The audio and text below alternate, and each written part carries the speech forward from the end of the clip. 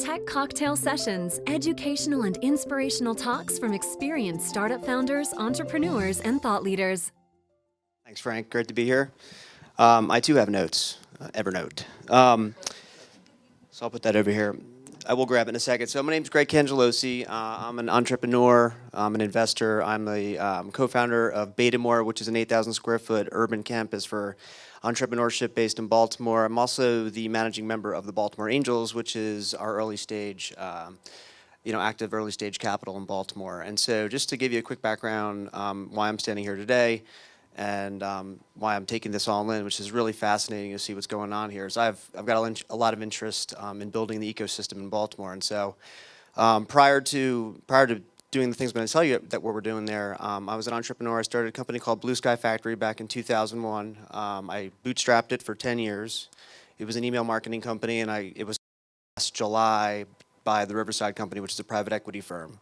It's now called What Counts, if those of you know the marketing technology space. And so I did what everyone else should do after you work your butt off for 10 years. I took a couple months off, but I'm an entrepreneur. I discovered that about myself because within 3 months I was twiddling my thumbs and I was saying to myself, well, if I was going to do this all over again, what holes are there in this ecosystem in Baltimore? And I see that we had this really siloed city, with all these really interesting pockets of things happening. And of course, the landscape had changed so much between 2001 and 2011, now 12.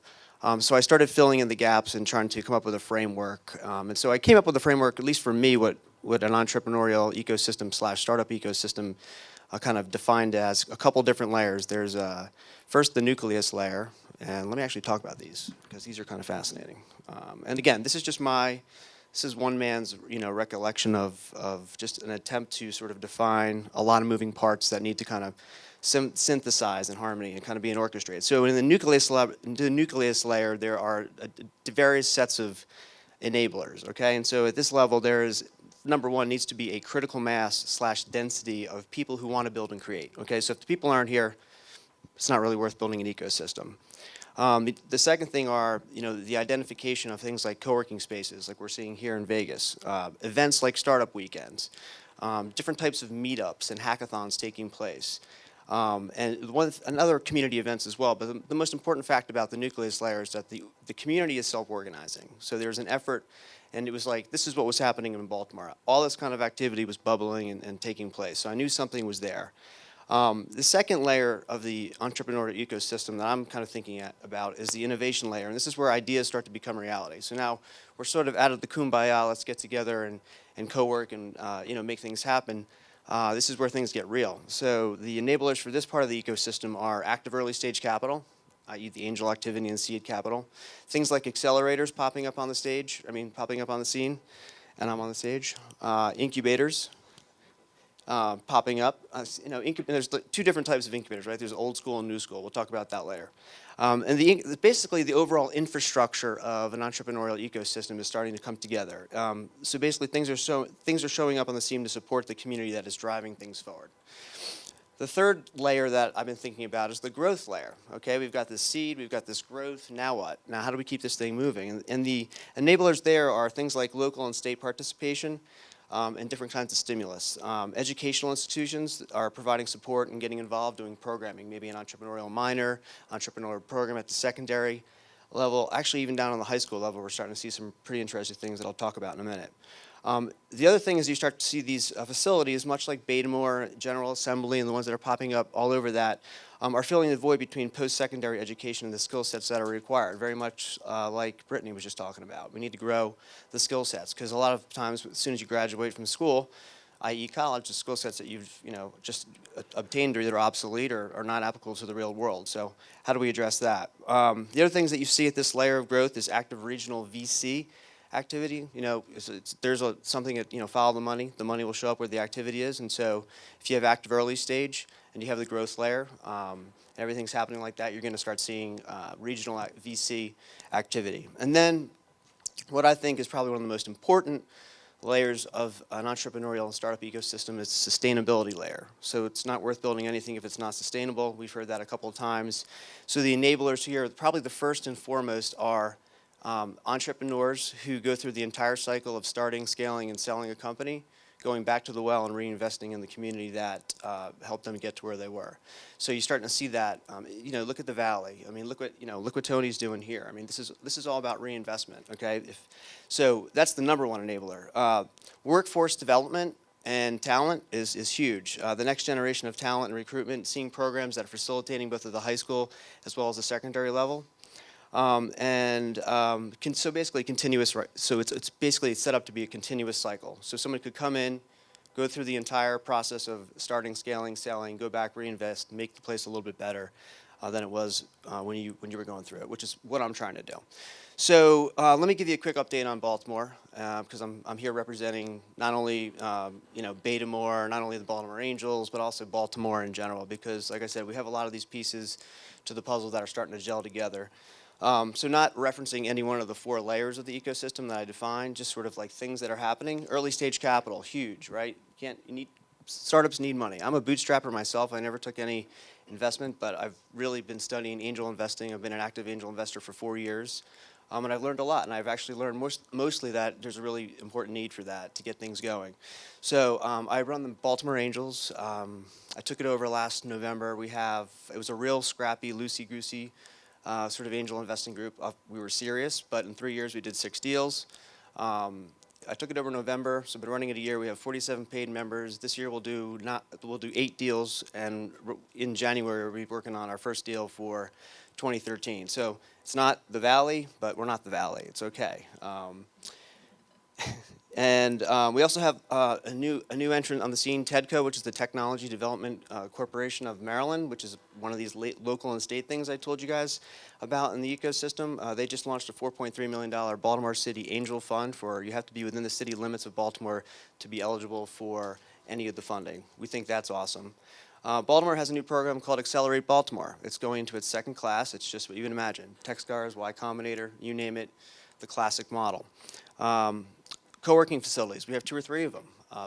Betamore is the newest entrance on the scene. We have 8,000 square feet, 1/3 of it's completely dedicated to co-working. Again, just this sort of different scenes. You guys know what it's all about. User Lib, I'm sure you've been to a bunch of them. It's really cool. We opened our doors, by the way, last Monday. We like to call ourselves a litmus test for Baltimore, and we have over 13 companies moved in a week. So we feel like we're on the right track. So Baltimore's, I think, ready for this in the ecosystem. All the universities are activating. University of Baltimore, Johns Hopkins University, my alma mater, UMBC, all of them have entrepreneurial programs and are connecting to innovation hubs like Betamore. We also have, and Wasabi Ventures, which is a VC firm out in the West Coast, also just created an accelerator program at Loyola University. So you're starting to see some of that public-private partnership stuff happen, which is pretty neat. We also have our own dedicated media outlet called Technically Baltimore. It used to be called startupbaltimore.org. Actually, one of my co-founders at Betamore used to run it. He sold it to Technically Media out of Philly, which does Technically Philly. And we were their 2nd market, so it's now called Technically Baltimore, technicallybaltimore.com. And what's really cool about this is there's a gentleman named Andrew Zaleski who's on the street, on the beat, running about 4 or 5 posts a day on what's going on, everything related to Baltimore and the ecosystem that I'm talking about. So we're really excited about that. We also have a really interesting fusion. We have a really big design, arts, and creative arts scene in Baltimore. It's starting to merge with the technology scene, which is really cool.